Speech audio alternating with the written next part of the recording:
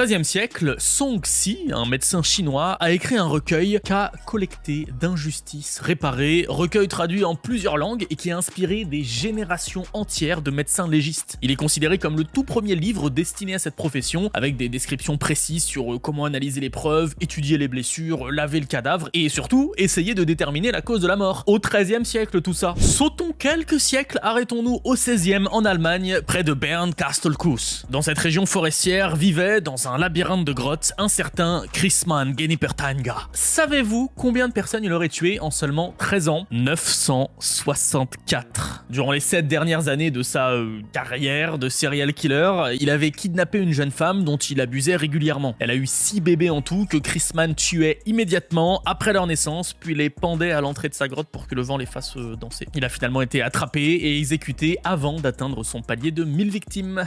Le XVIe siècle. Vous l'ignoriez peut-être, mais l'Islande est un pays très connu dans le monde des tueurs en série, car dans toute l'histoire du pays, il y a eu un nombre remarquable de serial killers.